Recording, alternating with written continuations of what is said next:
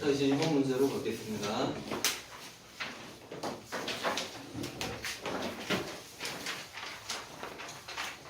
이번 문제는 프로그램에 대해서 출제됐던 문제를 그냥 최소 변화에 맞게 조금 변형을 했습니다.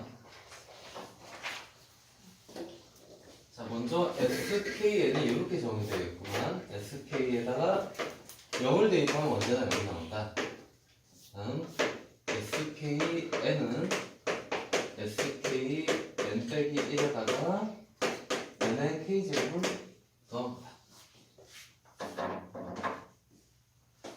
SK라는 친구를 알려줬는데 여기 나온 관계식이 n과 n-1 사이의 관계식이에요. 그래서 어떤 값을 알고 있다면 이것보다 1이 큰 놈의 수열의 값은 이 관계식으로 구할 수 있다라는 생각을 할 수 있을 거예요.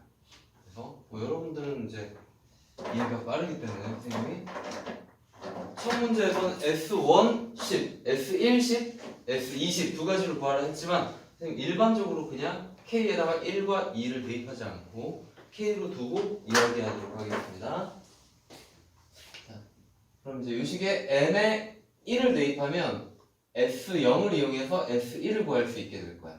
그래서 N에 1을 대입하면 SK1은 SK0 더하기 N에 0 대입했지? N에 1 대입했지? 1의 K제곱이다. 이런 식으로 얻을 수 있을 거야. 그런데 SK0이 0이었으므로 이 친구 지우고 싶다. 그래서 SK1은 언제나 1이다. 마찬가지로 N에다가 2를 대입하면요. SK2는 SK1 플러스 2 대입했으니까 2의 K제곱과 같은 식이 나오겠죠. 자, 근데 방금 전에 우리 SK1이 1의 K제곱이다라는 걸 구했으니까 대입하시면 1의 K제곱, 2의 K제곱이 합. 마찬가지로 N에 3을 대입하면 SK3은 SK2에다가 3의 K제곱을 더한다. 그런데 SK2는 요거였잖아요. 이 자리에 SK2를 대입하면 이런 형태가 나오겠지. 자, 더 안 해봐도 예상이 되죠. 이처럼 한 단계 한 단계 갈 때마다 제일 뒤에 있는 거 하나가 추가되는 형태로 더해지게 될 거야. 그래서 이것을 반복해서 적용하면 일반적으로 SKN은 1의 K제곱, 2의 K제곱 쭈루룩 더해져서 어디까지 더해질까? 2일 때 2에서 끝나고 3일 때 3에서 끝났네? 얘는 n까지 더해지겠지? 이게 SKN입니다. 이거를 조금 더 간단하게 시그마로 표현하면 SKN은 시그마 뭔가의 K제곱을 더한 거지. K가 나왔으니까 다른 문자를 쓸게. I를 쓸게. I가 1부터 N까지 변하면서 I의 K제곱이 시그마 되었다라고 생각할 수 있습니다. 이게 SKN이요. 그래서 첫 번째 문제에서 구하라고 하는 S1식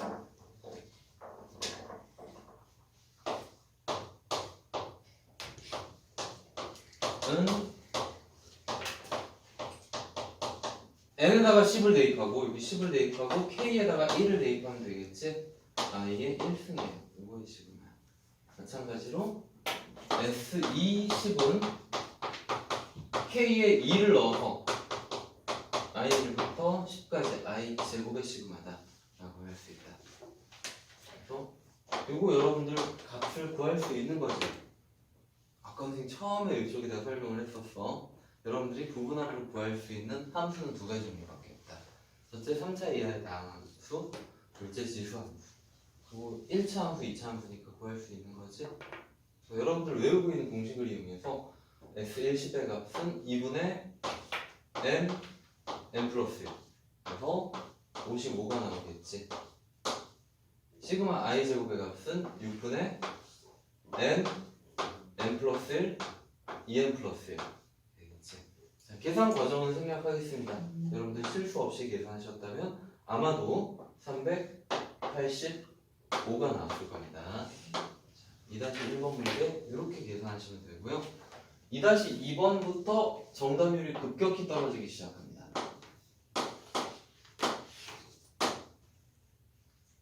자, 의미 아닌 정수 K에 대하여 TK를 리미트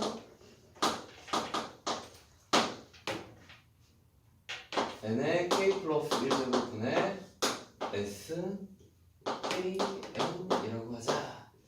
그러면 방정식의 실근을 모두 구하여라. 그런 문제가 나왔습니다.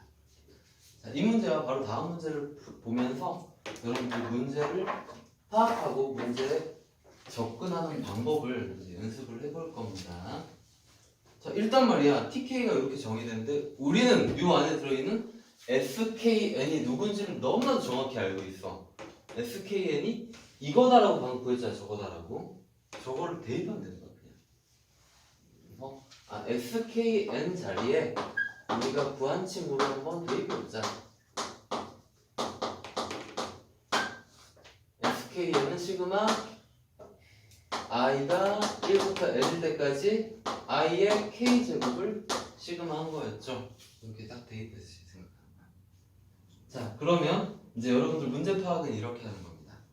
첫째, 리미트 시그마가 나왔네? 그럼 급수 문제네. 파악되잖아, 그치? 그럼 선생님 처음에 말했지, 급수 문제는 딱 세 가지 유형 받겠다고. 1, 2, 3번 유형 중에 뭔지를 파악하는 거야, 일단. 자, 첫째, 이 값을 구해야 된다면 1번, 2번 중 하나야. 구하지 않고 수렴한다, 발산한다만 파악하면 되면 3번 유형이야. 근데 지금은 구해야 되는 거죠. 방정식의 근을 구해야 되니까. 이걸 구해야 되니까 1번 유형, 2번 유형 중에 하나야. 1번이냐 2번 유형이냐는 뭘 보고 파악하느냐? 여기에 있는 리미트를 떼버린 상태에서 이 부분합을 우리가 구할 수 있나 없나를 생각하는 거야. 리미트가 없는 상태에서 이 부분합을 구할 수 있습니까? 만약에 이게 제곱만 됐어도 구할 수 있어. 이게 세제곱만 됐어도 구할 수 있는데 이미의 K에 대해서 K제곱은 못 구한단 말이야. 그러면 포기해야 돼. 이거 구하려고 노력하지 말고. 그러면 부분합은 못 구하는데 급수만 구하는 문제는 2번 유형이다. 파악됐죠? 자, 그럼 이제 기억날까? 2번 유형을 푸는 방법은 딱 두 가지 방법밖에 없다. 두 가지가 뭘까요? 첫 번째 조임 정리, 두 번째 정적분의 정의. 이건 여러분들 올해 말까지는 까먹으면 안 돼. 알겠지? 조임 정리, 정적분의 정의. 둘 중에 하나로 무조건 해결이 돼. 알겠지? 그러면 조임 정리와 요거는 선생님 외우라고 해서 그거 외웠는데 이 둘 중에 무엇인지는 어떻게 파악할까? 둘 중에 뭔지 감이 오니? 조임 정리일까? 정적분을 이용합니까? 정적분을 이용합니다. 조임 정리를 이용하려면 뭐가 주어져야 된다 그랬습니까? 부등식이 주어져야 돼. 대부분의 경우 문제에서 부등식을 발생시킨 힌트를 줍니다. 아무런 힌트가 없어. 부등식과 관련해서. 정적분을 이용하려면 식 안에서 누가 보여야 된다 그랬냐? 두 놈 n분의 k 또 n분의 1. 얘는 무럭무럭 자라서 x가 될 놈입니다. 이 친구는 dx가 될 놈입니다. 근데 잘 보면 이런 놈들을 찾을 수 있단 말이야. 지금 여기 k 대신에 뭐가 쓰였죠? 여기 k라는 알파벳 그 자체를 의미하는 게 아니야. 이게 뭘 의미하는 거야? 시그마의 변수를 의미하는 거야. 시그마의 변수로 k를 많이 쓰니까. 근데 지금 시그마로 i를 썼잖아. 여기서는 n분의 i랑 n분의 1을 찾을 수 있으면 되는 거야. 뭔가 n하고 i가 있으니까 찾을 수 있을 것 같다라고 생각이 듭니다. 그러면 정확히 정적분으로 바꾸려면 이놈과 이놈에 관계된 식으로 정리를 해야 돼. 정리 어떻게 하는지 알려줄게. 정적분으로 바꿀 때 이놈과 이놈에 대한 식으로 정리할 때 언제나 기준은 누구냐? 언제나 기준은 얘가 아니라 얘입니다. 요거를 보고 정리하는 거야. 무슨 얘기인가 보면 정적분으로 바꿀 수 있는 급수식이 있다고 치자. 그 급수식 안에 n분의 i 요거는 몇 번 나오게 될까? 몇 개 들어있을까? 몇 개 들어있든 상관없습니다. 한 개 있어도 되고 두 개 있어도 되고 100개 있어도 돼. 정적분으로 변형되는 급수식이 있다고 치자. 그 안에 n분의 1은 몇 개 들어있을까? 무조건 1개 들어있습니다. 무조건. 언제나. 왜? 얘는 누가 된다 그랬어? dx가 된다 그랬지. 얘는 x가 된다 그랬지. 함수식에 x 여러 번 나와도 상관없죠. dx 여러 번 나오는 적분식 본 적 있나? 없단 말이야. 얘는 딱 한 번 나와. 그래서 일단 식을 마구잡이로 정리하지 말고 일단 이거 하나를 밖으로 빼놓고 생각을 해. 그러면 식을 정리하기가 훨씬 쉬울 거야. 이제 식 정리할 때 그냥 마구잡이로 정리하는 게 아니라 일단 선생님이 n분의 1 하나 밖으로 빼라 그랬지. n분의 1 한 개만 밖으로 빼자. 이렇게 딱 정리를 하는 거야 제일 먼저. 그러면 k 플러스 1개 n 중에서 한 개를 밖으로 뺐으니까 k개가 남았겠지. 그러면 n의 k제곱이 남은 거고 i의 k제곱이 남은 거고 둘 다 k제곱이니까 묶어도 되겠다. 그러면 정확히 n분의 i와 n분의 1에 대한 식이 되었죠? 이제 즉시 정적분으로 바꿀 수가 있습니다. 이 상태에서 정적분으로 변형하면 리미트 시그마는 인테그럴이 되는 거라고 그랬습니다. 그 다음에 n분의 i가 x가 된다 그랬습니다. n분의 1이 dx가 된다 그랬습니다. 이렇게 변형이 됩니다.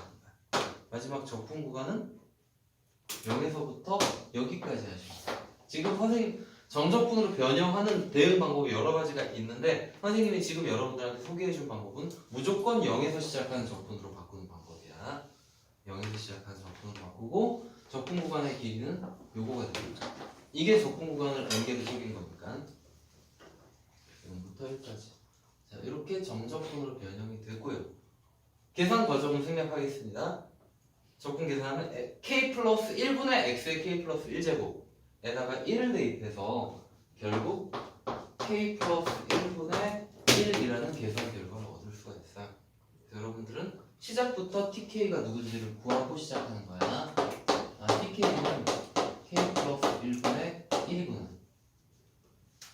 뭐 예를 들어 T0는 1이고 T1은 2분의 1이고 T2는 3분의 1이고 T3은 4분의 1이고 이렇게 되는 거야.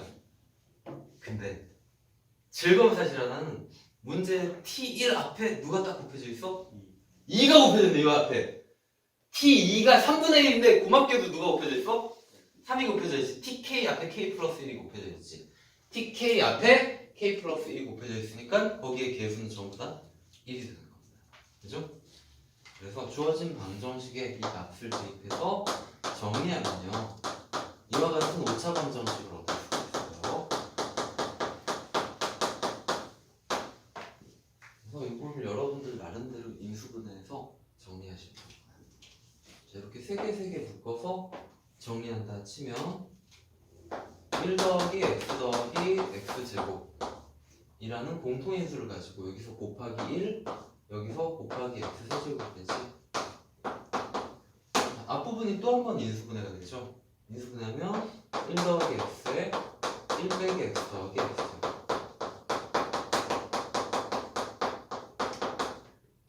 그런데 확인해보면 이 부분과 이 부분에서는 실근이 안 나온다라는 걸 확인할 수 있을 거야. 여기까지 확인하고 난 다음에 실근은 여기서 나오는 마이너스 1이 유일합니다 라고 적어주시면 됩니다.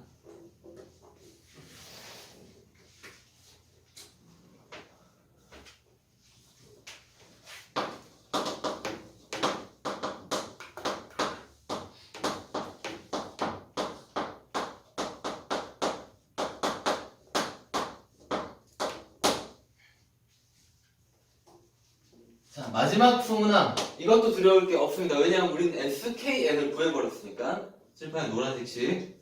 K가 4일 때 K가 9일 때야. 대입해가지고 그대로 한번 식을 써보자. 리트 K가 9일 때면 시그마 I는 1부터 N까지 I의 9제곱 시그마 I는 1부터 N까지 I의 4제곱의 통째로 제곱. 자, 요 값을 구하면 되는 거야. 자, 그럼 파악한다. 문제 파악 이렇게 하는 거야. 첫 번째 리미트 시그마가 나왔으니까 급수 문제야. 근데 급수 문제 유형 3가지밖에 없다고 그랬어. 첫째, 부분합을 구할 수 있는가 생각하는 거야. 부분합 구할 수 있습니까? 못 구합니다. 4차 이상 못 구해. 알겠지? 부분합 구하는 거 포기합니다. 근데 이 답을 구하시오가 문제지. 수렴함을 보이시오가 문제가 아니라. 그럼 2번 유형이야. 자, 2번 유형의 풀이 방법은 두 가지밖에 없다고 방금 얘기했지? 조임 정리를 쓰는 것 또는 정적분으로 바꾸는 것. 둘 중에 뭔지 아시겠죠? 방금 전과 마찬가지로 조임 정리를 쓰려면 뭔가 부등식을 유도할 수 있어야 되는데 그것에 대한 단서가 전혀 없단 말이야. 그래서 정적분으로 바꾸자는 생각을 하고 거기 집중해서 가는 거야. 정적분으로 바꾸려면 n분의 i와 n분의 1이 있어야 됩니다. 그죠? n분의 i, n분의 1. 근데 어떻게 하지? n이 아예 보이질 않아. n분의 i나 n분의 1을 만들려면 n이 뭔가가 보여야 되는데 n이 아예 없단 말이야. 그럼 어떻게 해야 돼? 만들어내야 돼. 그것에 대한 힌트를 출제자가 조금 푸심하긴 하지만 앞에 문제를 통해서 줬습니다. 잘 봐. 앞에 문제 다시 한번 볼게. 앞에 문제가 이거였거든. 이거를 구하는 문제였거든. 만약에 이게 문제를 살짝 바꿔볼게. n의 k 플러스 1제곱분의 시그마 i k제곱이 아니라 만약에 문제가 이렇게 나왔다면 n의 k제곱분의 시그마 i k제곱 이렇게 나왔다면 못 구합니다. 이 문제는 답을 구할 수가 없는 문제였고요. 공교롭게도 출제자가 n의 k제곱 바로 밑에 i의 k제곱 바로 밑에 n의 k 플러스 1제곱을 나눠줬으니까 이 문제가 성립하는 거란 말이야. 자, 무슨 얘기냐면 이걸 적분으로 바꾸기 위해서는요 이놈이 여러 개, 이놈이 한 개 있어야 된다 그랬어. 근데 요거는 요거 항 하나에 n 하나, i 하나 1대1로 대응되지. n의 개수, i 개수 똑같지. 근데 이게 마지막에 한 개 더 곱해지니까 n이 i보다 하나 더 많아야 정적분을 바꿀 수 있단 말이야. 그치? 그래서 딱 요거보다 하나 많은 거를 나눠준 거야 출제자가. 답을 구하게 만들려고. 정적분을 구하게 만들려고. 여러분도 그런 부분에서 아이디어를 얻는 거야. 그래서 요식을 바꾸고 싶은데 똑같이 생각하는 거야. 여기 시그마 i 아웃제곱이 있네. 근데 왠지 이 밑에 누가 있으면 좋겠지. 누가 있으면 좋을까? n의 열제곱이 있으면 좋겠다. 이런 생각을 할 수 있단 말이야. 한 개가 더 많아야 된다. 그래서 분모 분자에서 n의 열제곱, n의 열제곱 나누게. n의 열제곱을 나누면 시그마 i는 1부터 n까지 i의 아홉제곱 나누기 n의 열제곱이라고 선생님 쓰지 않을 거야. 어떻게 쓸 거 같니? 이 중에서 n을 한 개를 밖으로 빼자 그랬잖아. 정적분. 한 개를 빼고 아홉제곱만 쓰자. 그러면 딱 적분으로 바꿀 수 있죠. 자, 위에도 n의 열제곱을 나누자. 근데 여기는 제곱이기 때문에 괄호 안에서는 5제곱을 나누는데 n은 5제곱을 나누는데 공교롭게도 딱 4제곱이고 차수가 하나 높은 게 나눠지면 출제자가 짜맞춰 준 거야. 자, 여기서 5제곱을 마찬가지로 이렇게 나눌게요. 4제곱이랑 하나 따로 나눌게요. 그럼 둘 다 적분으로 바꿀 수 있겠죠. 이제 그래서 바로 적분으로 변형하면요. 요거는 x의 9제곱 dx 적분 구간은 0부터 여기까지 0부터 이것도 마찬가지로 적분으로 바꾸면 0부터 1까지 x 4제곱 dx가 됩니다. 계산 과정을 생략하도록 하겠습니다. 계산해보면 밑에 거는 10분의 1이 나오고요. 위에 거는 5분의 1의 제곱이 나옵니다. 그래서 결과적으로 정답은 5분의 2가 되겠습니다.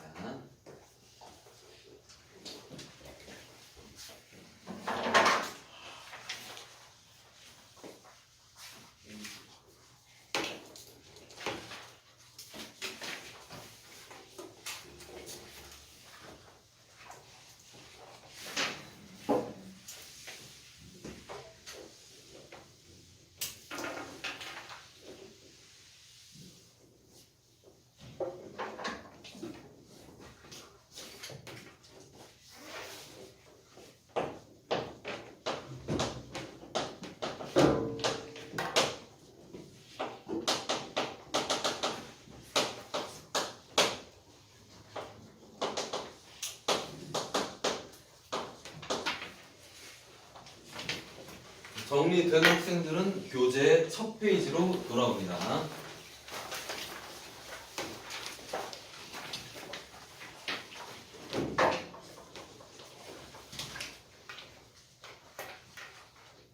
교재 첫 페이지로 돌아오면 되셨고요.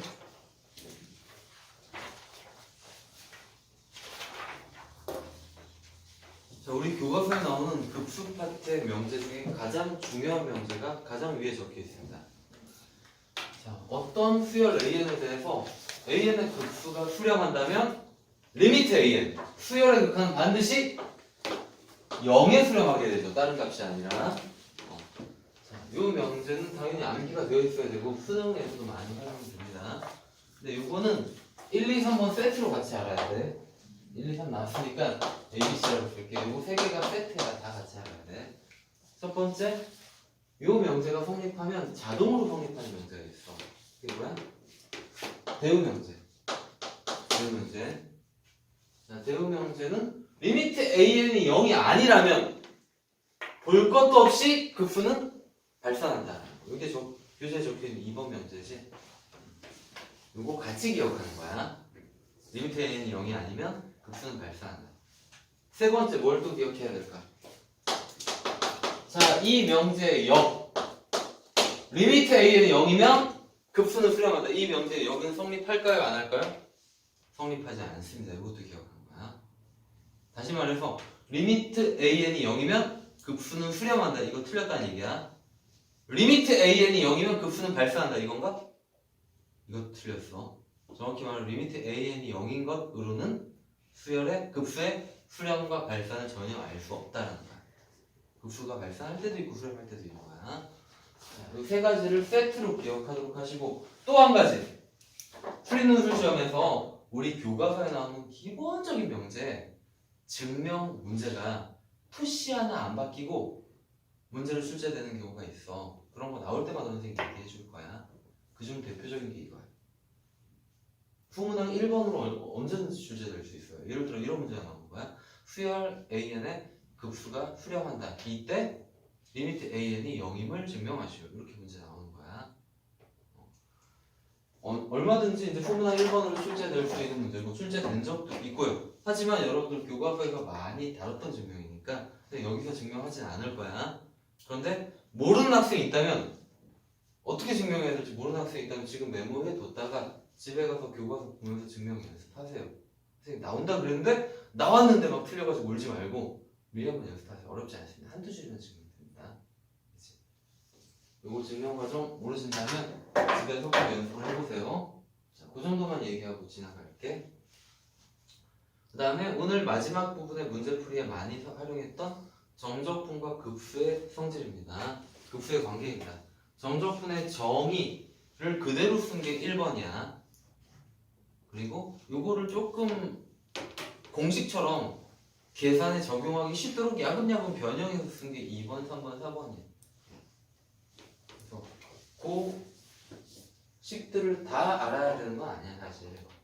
그 선생님이 정리해준 4개의 식 중에 하나라도 잘 쓴다면 모든 급수와 적분 문제를 다 풀 수 있어. 하나만 잘 써도. 여러분들 편한 걸로 쓰시면 돼. 예를 들어 선생님이 앞에서 문제를 풀면서 여러분들한테 전달해줬던 내용은 여기 적혀있는 것 중에 3번 식을 이용해서 계속 이야기를 했던 거야. 3번 관계. x를 n분의 k로 바꾸자.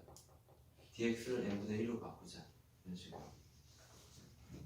적분의 관계고요. 정적분 마지막 편에서 많이 연습을 하게 될 겁니다. 자, 이제 다음 페이지 넘어가서 자, 잠깐 이제 생각을 해보자. 선생님 수업 시작하면서 급수 파트에서 나오는 문제 유형은 1번, 2번, 3번 3가지 유형밖에 없다 그랬어. 근데 이상하게 지금까지 아직도 한 번도 연습 안 한 유형이 있는 것 같지 않니? 연습 안 했나? 세 번째 유형. 한 번도 연습 안 했어. 오늘 수업 시간에. 남은 시간 동안 계속 그걸 할 거야.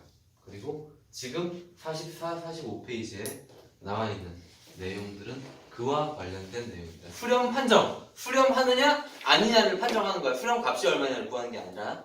알겠지? 자, 그리고 앞으로도 마찬가지지만 선생님 교재에 초록색으로 참고사항이라고 적혀있는 내용이 나올 때가 있어. 그 내용은 말이야 여러분들이 알고 있을 필요가 없는 내용이지. 알겠지? 참고사항이라고 적힌 거야. 참고로 그냥 읽고 지나가라. 이 2페이지에 있는 내용을 설명해 줄게요. 자, 급수의 세 번째 유형. 그러니까 수렴값, 급수의 부분합도 못 구하고 급수의 값도 못 구해. 아예 못 구해. 둘 다 못 구하는 유형의 문제가 나올 때는 거의 모든 문제가 이 안에서 문제가 나와. 6개의 판정법 중에 하나로 문제가 출제돼. 거의 모든 경우에. 이 문제가 나오는데 왜 이거 몰라도 되는 겁니까? 무슨 얘기냐면 이게 문제로 나오는 건 맞아. 실제로 대부분 여기서 문제가 나오는 건 맞는데 여러분들이 이 내용을 사전에 알고 있어야만 풀 수 있는 문제는 아니야. 알겠지? 그러니까 미리 외우고 있을 필요는 전혀 없어. 시험지에 있는 것을 읽어보고 여러분들이 스스로 유도하면 되는 거야. 하는 방법만 알면 돼. 단! 여기 6가지의 수렴 판정법을 소개했습니다. 선생님이 알고 있을 필요 없다 그랬는데 사실은 6개 중에 1개는 미리 알고 있어야 돼. 암기하듯이 알고 있어요. 1개는. 1, 2, 3, 4, 5, 6번 중에 왠지 뭘 미리 알고 있어야 될 거 아니? 왠지 1번인 것 같지, 그치? 왠지 색깔도 다르고 뭐 빨간색으로 적혀있는 것 같고, 그치? 그래서 그러니까 1번은 반드시 알고 있어야 됩니다. 1번은 우리 교과서에서도 매우 자주 다루는 방법이고 정확히 얘기하면 선생님이 말했듯이 급수의 수렴 판정에 대한 문제가 나오면 이 6개 중에 하나를 소재로 문제가 나와. 근데 문제를 여러분들이 어떻게 해결을 하냐? 6개 중에 한 가지가 소재로 나오고 그거를 1번을 이용해서 증명하게 될 거야. 알겠지? 자, 아까 선생님 필기를 해줬는데 3번 유형은 뭐 가지고 문제를 해결한다고 주황색으로 적어놨냐? 비교 판정으로 해결한다고. 이거 가지고 다른 것들을 증명하는 형태로 문제를 풀게 될 거야. 자, 이제 비교 판정법이 뭔가 소개하겠습니다.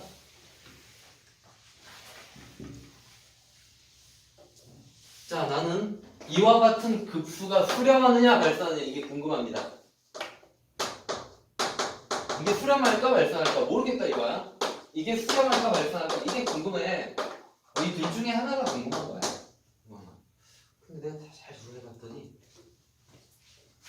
수열 AM이 언제나 이런 대소관계를 만족한대. 언제나 B가 A보다 크대.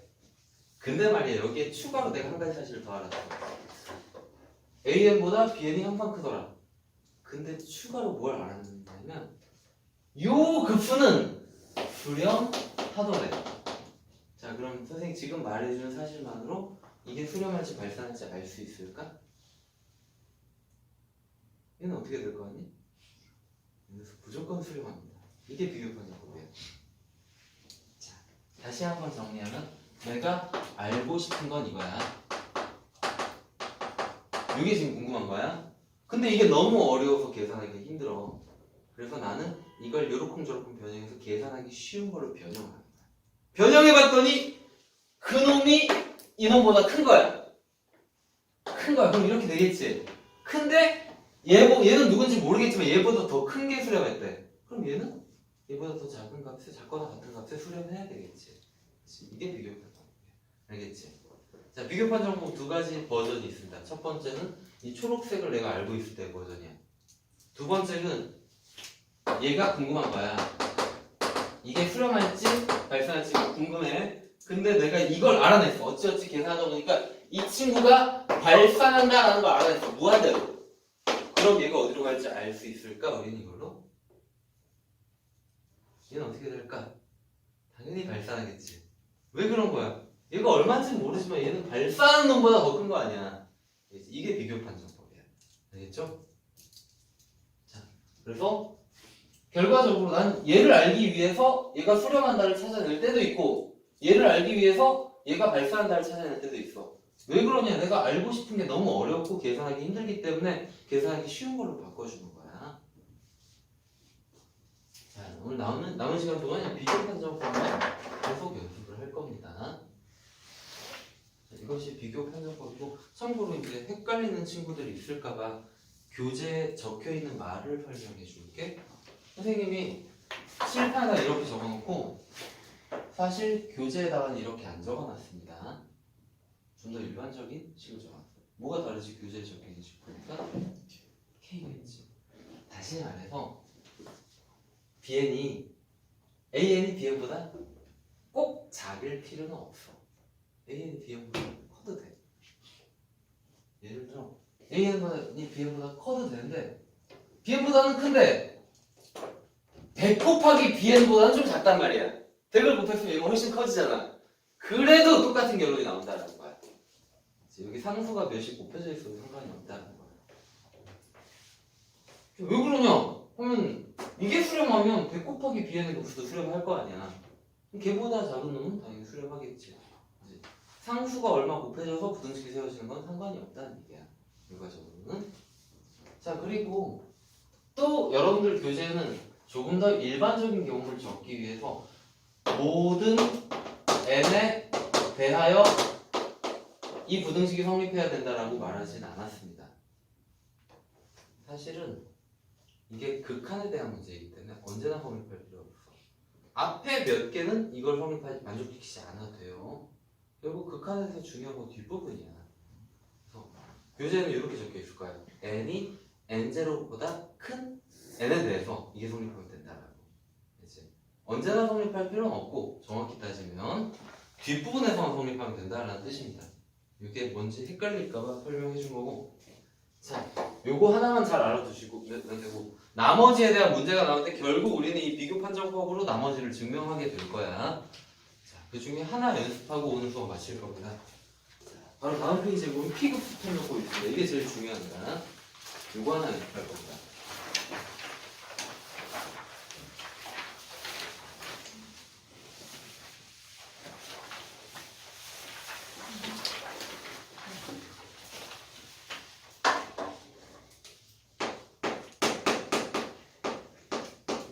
이와 같은 형태의 식으로 표현된 친구를 P급수라고 부릅니다. K에 P제곱분의 1을 더한 거야. K 자리가 1, 2, 3, 4, 5, 6, 7, 8 쭈루룩 바뀌면서 이런 분수식으로 더한 거야. 요 급수는 P의 값이 얼마냐에 따라서 수렴할 때도 있고 발생할 때도 있어. 그래서 그거를 따져볼까? 제일 쉬운 것부터 따져볼게. 첫 번째, P가 1일 때. 그게 가장 쉬우면서 제일 많이 출제돼. 풀이논술 시험에 출제되는 급수 문제 중에 압도적으로 제일 많이, 이거랑 똑같은 급수가 나올 때가 제일 많어. 이 급수를 참고로 조화급수라고 부릅니다. 조화수열부터 할 거야. P가 1이면 P가 1이니까 그냥 K분의 1 시그마잖아. 전기대표를 보면 1 더하기 2분의 1 더하기 3분의 1 더하기 4분의 1 더하기 5분의 1, 6분의 1, 7분의 1 이렇게 쭉 더해지는 거지. 이게 수렴하느냐 발산하느냐 이게 궁금한 거야. 자, 그러면 일단 여러분들 이거 부분합을 구할 수 있을까? n분의 1까지 더하면 얼마 나오는지 구할 수 있을 거 같니? 못 구해. 분모가 계속 바뀌는데 어떻게 돼? 이제 부분합은 못 구해. 그리고 수렴 값도 우리 고등 교육과정 내에서는 못 구합니다. 우리가 할 수 있는 건 수렴한다, 발산한다 이 정도 판단할 수 있는 거. 혹시 얘가 수렴하는지 발산하는지 알고 있니? 발산한다. 교과서에 나와 이거. 발산한다를 증명하는 과정도 교과서에 나와 있고. 발산합니다. 무한대로 발산한다. 아마도 여러분들 학교 선생님이 이 조화급수를 최초로 소개하시면서 이렇게 소개를 해주셨을 거야. 얘들아, 급수가 수렴하면 리미트 A에는 언제나 0이 난다. 하지만 이것에 여기 반드시 성립하는 건 아니지. 이것이 여기 성립하지 않음을 보여주는 대표적인 예가 이것이란다. 이렇게 소개를 해주셨을 거야. 이거 수열은 0에 수렴하거든. 근데 급수는 발산해. 참 재밌는 수열이야. 이게 말이야. 쭉 더해서 되게 뒤에까지 더했다. 예를 들어 100만 번째까지 더했어. 그래도 6점 얼마나 나와. 엄청 작지. 100만 번째까지 더했는데. 한 1억 번째까지 더했어. 8점 얼마나 나와. 엄청 작고. 근데 결과적으로는 발산합니다. 엄청 느린 속도로 발산하는 친구야. 발산하긴 해. 그리고 자, 그럼 이제부터 중요한 얘기 할 테니까 잘 생각해봐. 자, 제일 중요한 건 선생님 여기다 막 식을 이렇게 저렇게 쓸 텐데 식이 중요한 게 아니야. 여러분들 문제를 딱 봤을 때 이런 생각을 해내는 게 제일 중요해. 자, 나는 얘가 수렴하는지 얘가 발산한다는 걸 증명하고 싶어. 그럴 때 여러분들은 이 생각을 스스로 해내야 된다. 찾자! 누굴 찾을 건데? 누굴 찾을 거냐? 두 가지 성질을 만족하는 놈을 찾자라고 생각합니다. 두 가지 성질 중에 한 가지 선생님이 말해줄 겁니다. 나머지 한 가지는 여러분들이 맞춰보세요. 자, 이런 두 가지 성질을 만족하는 친구를 찾자라는 생각을 하는 게 제일 중요해요. 첫 번째, 어떤 놈을 찾을 거냐 하면은 발산하는 친구를 찾을 거예요. 무한대로 발산하는 친구를. 두 번째로 얘보다 큰 놈을 찾을까 작은 놈을 찾을까? 작은 놈을 찾아요. 이 생각을 여러분들이 시험장에서 해내야 돼. 해내면 문제는 그냥 풀려. 작은 놈을 찾아야 돼. 큰 놈이 아니라. 그래서 우리의 논리는 이거야. 아, 나 이거 모르겠어 얼마인지. 모르겠지만 얘보다 더 작은 게 발산했어. 그러니까 얘도 발산해. 말 되지, 그치? 그렇게 증명하는 게 비교과정. 알겠죠? 요 생각을 하면 풀이 과정이나 식은 자연스럽게 나와. 우리는 얘가 아니라 얘보다 작은 놈을 찾을 거지. 이렇게 작은 놈. 요 작은 것을 찾을 건데 작은 거 중에 뭘 적을 거냐? 작은 걸로 바꾸는 이유가 뭐야? 계산하기 어려우니까. 계산하기 쉬운 놈으로 바꿔야 되겠지. 어떻게 하면 계산하기가 쉬울까? 분수식의 덧셈이잖아. 분수식의 덧셈 분모가 다 다르니까. 분모가 똑같으면 계산하기 쉽다 그랬잖아. 그러면 분모를 다 똑같이 바꾸자 이렇게 생각하는 거야. 만약에 이게 이거였다면 어떻게 바꾸면 되느냐? 이렇게 바꾸면 분모 다 똑같으니까 저는 바꿀 수 있어. 근데 지금은 그게 안 돼. 왜? 무한이잖아. 제일 작은 게 없잖아 여기, 그치? 이렇게 못 바꾸지. 그럼 어떻게 하지? 근데 똑같이 통일하려고 했는데 똑같이 통일하는 게 불가능해. 제일 작은 게 없으니까. 어떻게 하지? 최선이 안 되면 차선을 택해야죠. 자, 이런 예를 하나 줄게. 이런 분수식의 덧셈이 있어. 여러분들은 더하기를 하기 위해서 통분을 하겠지? 분모를 얼마로 통분해요? 72를 통분해요. 근데 이보다 더 큰 수를 가지고 덧셈을 한단 말이야. 더 큰 수를 가지고. 예를 들어 30분의 1 훨씬 크단 말이야. 60분의 1. 하지만 통분했을 때 분모는 더 작아져. 그치? 60으로 통분해야지. 어? 이거보다 이거의 계산이 더 쉽네. 똑같이 만들 수 없으니까 지금 이런 생각을 하는 거야. 똑같이 만들 수 없다면 그래도 어떤 경우가 더 덧셈 계산을 하기 쉽다. 얘랑 얘의 공약수가 있는 경우. 공약수가 많으면 많을수록 덧셈 계산이 쉬운 거예요. 똑같지 않다면 공약수가 많으면 그게 차선인 거야. 이제. 그래서 이것들 분모를 공약수가 많이 생기도록 하자. 공약수가 좀 많이 생기도록 하자라는 생각을 조금 극단적으로 가져갈 거야. 선생님이. 공약수가 좀 많았으면 좋겠다. 라는 생각을 극단적으로 가져가면 어떻게 가져갈 수 있냐면 이 분모 안에 딱 하나의 소수만 나오도록 하자. 약수가 딱 한 가지 수만 나오도록 만들자 이거야.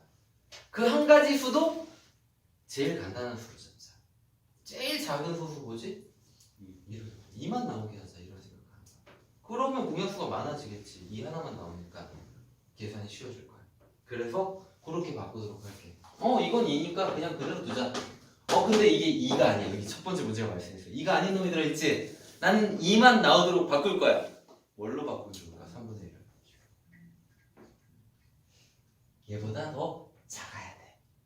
2만 나오도록. 4분의 1로 바꾸면 2만 나오면 더 작아지지, 그지? 그럼 이 4분의 1은 2만 나오니까 그냥 그대로 두는 거야. 5, 6, 7 전부 다 2가 아닌 게 들어있어. 8분의 1로 바꾸면 되겠다. 자연스럽게 바꿔지지? 이렇게 바꾸는 거야. 8분의 1이 바꾸게. 이거는 그냥 그대로 둬도 되겠다. 그 다음부터 16분의 1이 8개가 나오고 하는 거야. 자, 공부를 좀 한 친구들은 교과서에서 이와 똑같은 식의 전개를 본 적이 있을 겁니다. 나와 교과서에. 이렇게 해서 증명을 해. 근데 중요한 거는 이렇게 식을 바꾼다가 중요한 게 아니야. 선생님 강조하듯이. 왜 이렇게 바꿔야 되는 때가 중요한 거야. 왜 이렇게 바꾸느냐? 수인수를 최소화하기 위해서 2만 딱 남기는 거야. 그래서 2만 나오도록 하다 보니 작은 걸 찾다 보니까 자연스럽게 이런 식이 나와. 그러면 생각을 조금 바꿔서 증명할 수 있지 않을까? 나는 세상에서 2가 제일 싫어요. 이런 학생이 있을 거 아니야. 저는 3이 좋아요. 이런 친구들은 3으로 바꿔서 증명할 수 있을까? 있어. 그래서 이 식만 외워두면 여러분들 문제풀이가 안 되는 경우가 많단 말이에요. 몇 년 전에 아주대학교 출제한 문제에서는 이거를 2, 4, 8이 아니라 임의의 m에 대해서 그렇게 변형해서 증명하도록 하는 문제가 나왔어요. 그리고 뒤에서는 실어놓게 됐지만 인하대학교 같은 경우에는 피타고라스 수열을 이용해서 더욱더 신박한 방법으로 증명하는 것을 문제로 냈어요. 원리가 중요한 거야. 작은 걸 찾아야지 이런 생각을 하는 게 일단 제일 중요하고 이때 분모를 공약수가 제일 많이 나오게 한다. 그런 생각을 하다 보면 식은 자연스럽게 만들어집니다. 자 이렇게 바꾸고 나니까 더하기 쉬워졌죠. 더하기 제일 쉬운 곱끼리 묶어보자. 얘네들 더하기 쉽게 분모가 똑같으니까. 분모가 똑같으니까 더하기 쉽게 더해보니까 얼마야? 2분의 1. 더해보니까 8분의 1 4개니까 2분의 1. 그 다음에 16분의 1 8개니까 2분의 1. 이와 같은 규칙으로 가다 보니까 2분의 1 똑같은 게 계속 나와. 그럼 결국 발산하지. 그러면 우리는 최종적으로 이렇게 주장하는 거야. 이게 얼마인지는 모르지만 얘보다 더 작은 친구가 무한대니까 얘도 무한대예요. 라는 증명이 완성되는 거야. 알겠죠? 비교 판정 어렵지 않지? 자, 그래서 이 조화급수는 P가 1인 경우가 조화급수인데 조화급수는 발산한다는 걸 증명할 수 있었습니다. 대표적인 증명 방법을 선생님이 예로 든 거고요. 증명 방법은 이거 한 가지만 있는 건 아니에요.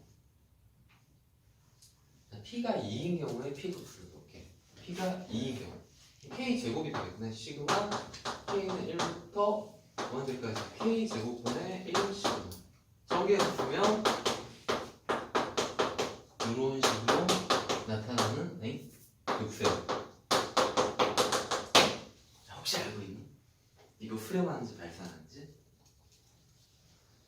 아마 요거까지는 교과서에 소개되는 걸로 알고 있어.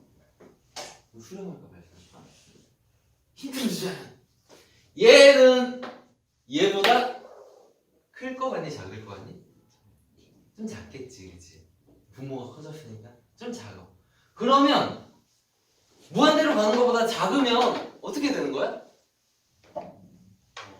이거 가지고는 몰라, 그치? 무한대로 가는 것보다 작으면 무한대로일 수도 있고 수렴할 수도 있고 이거 가지고는 몰라. 다른 방법으로 구해야 돼. 어쨌든 결론부터 말해줄게. 결론은 얘보다 작긴 작은데 차이가 좀 많이 나나 봐. 수렴. 결론부터 말하면 자, 내가 수렴할 것 같다고 예상을 했다. 그러면 바로 여러분들 이런 생각을 해요. 찾자!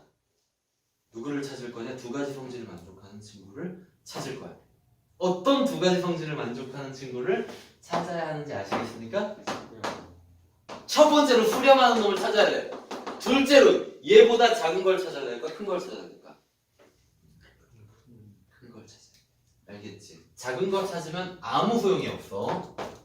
선생님 반복해서 얘기하지만 수렴성 판정하는 문제 볼 때 여러분들이 이런 생각하는 게 제일 중요해. 생각을 했으면 식은 자연스럽게 계산하기 쉬운 놈으로 바꿔서 수렴하는 놈을 찾되 쟤보다 큰 걸 찾자.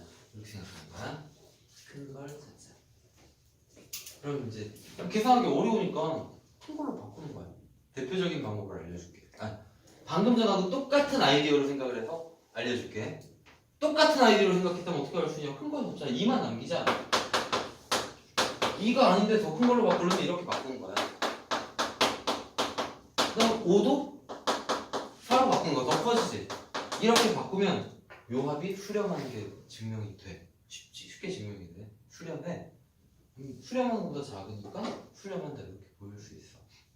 근데 지금 이렇게 똑같은 방법으로 증명할 수 있는데 P가 2인 경우에만, 다른 경우에는 못 쓰는데 P가 2인 경우에만 쓸 수 있는 아주 특별한 방법이 있어요.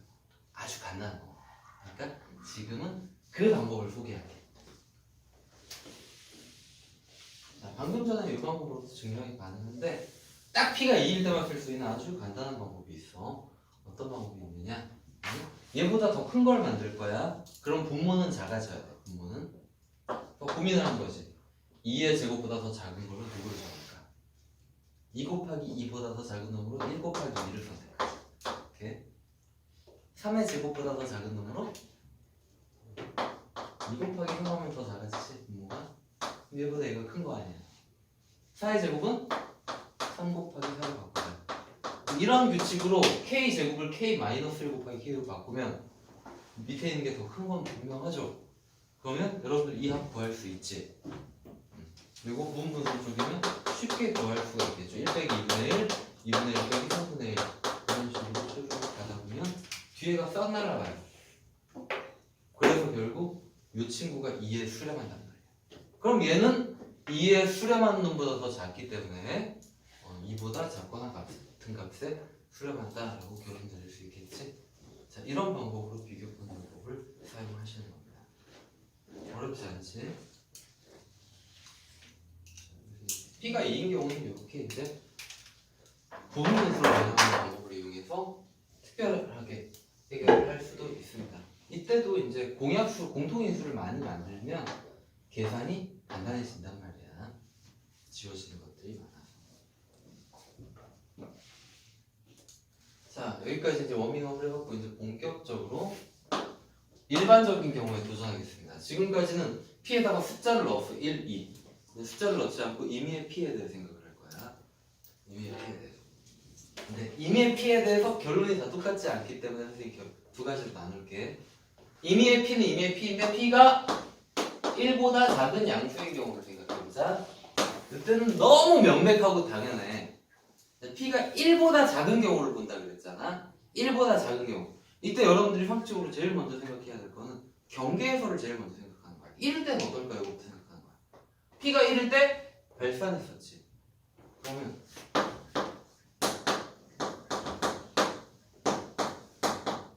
요거를 구하려고 하는데 나는 얘가 1보다 작을 때를 생각할 거야. 1보다 작을 때. 여기 써볼까? P가 1보다 K의 P제곱은 K의 1제곱보다 어떨까? 작겠죠?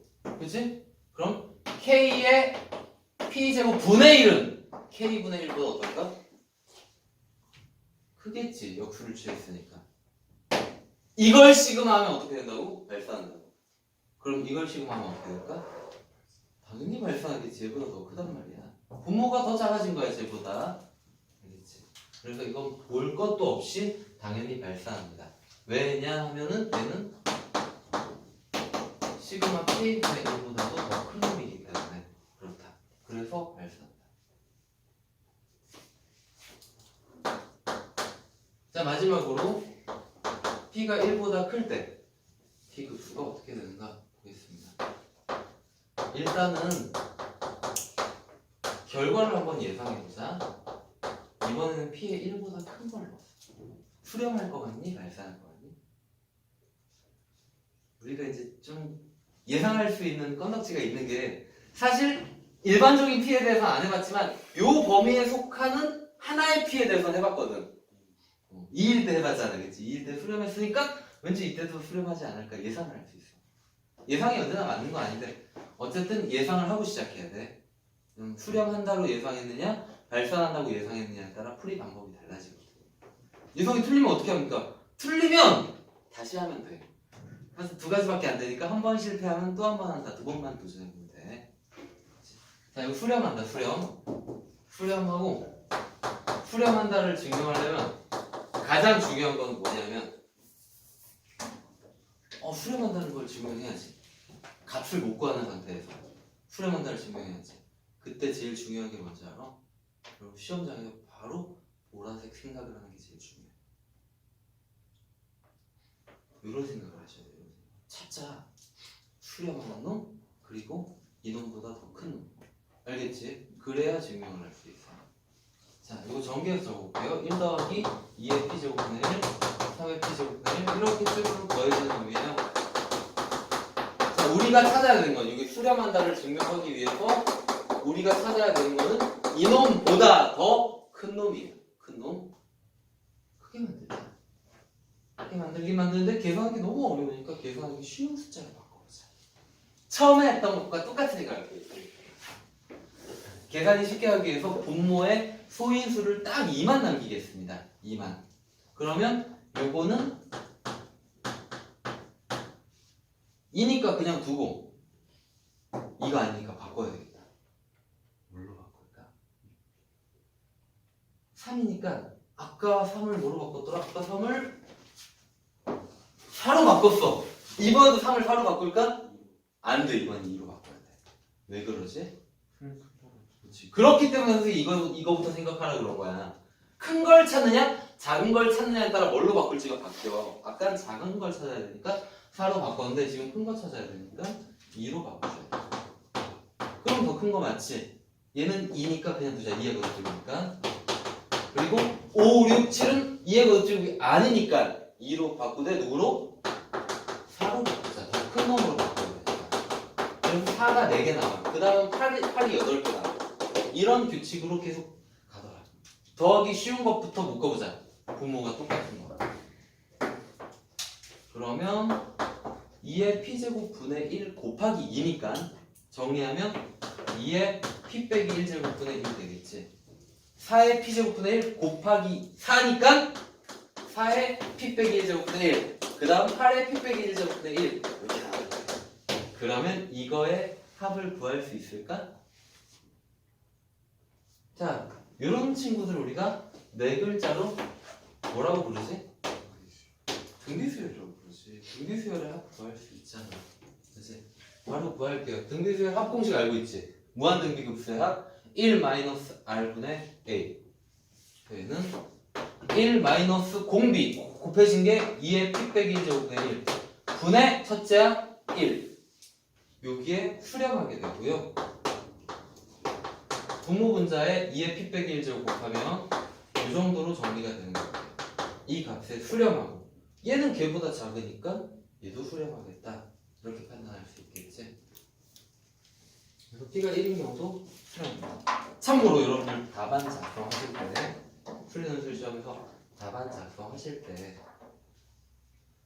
이런 상황에서 대부분의 경우 그냥 넘어가는데 이렇게 바로 넘어가지 마세요.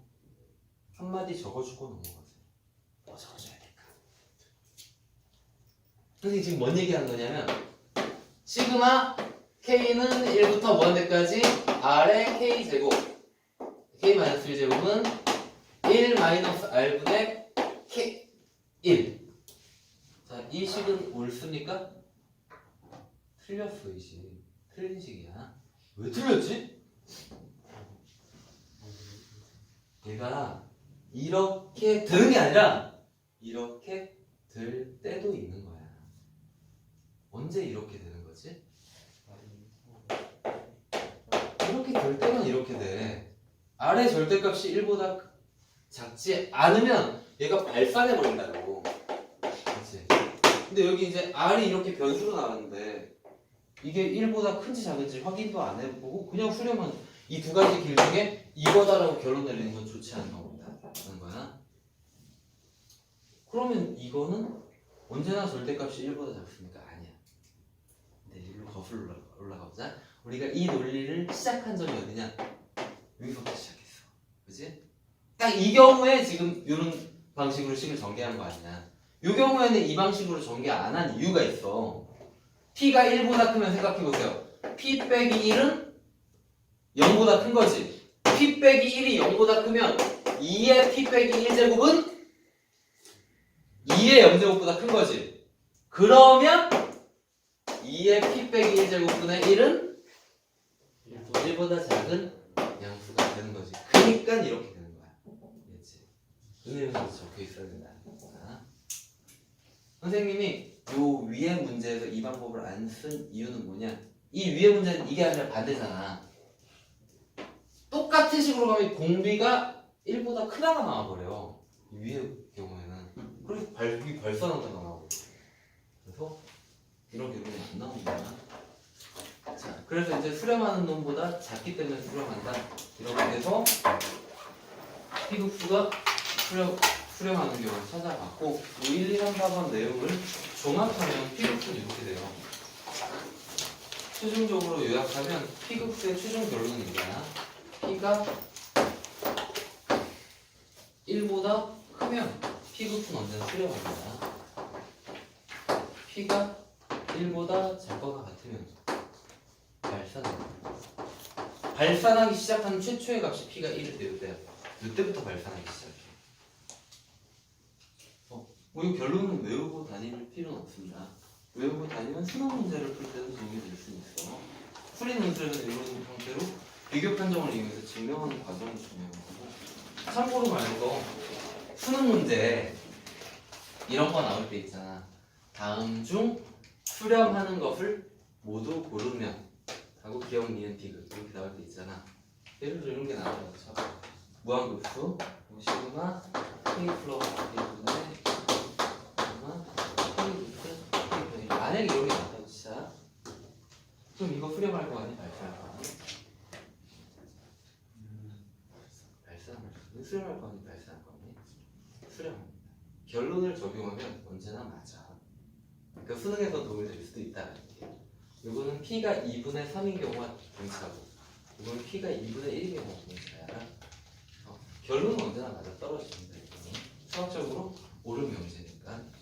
이제 풀이 논술에서는 결론을 가지고 외워 쓰는 건 도움이 안 되니까 도움이 안 된다라고 얘기를 한 거고.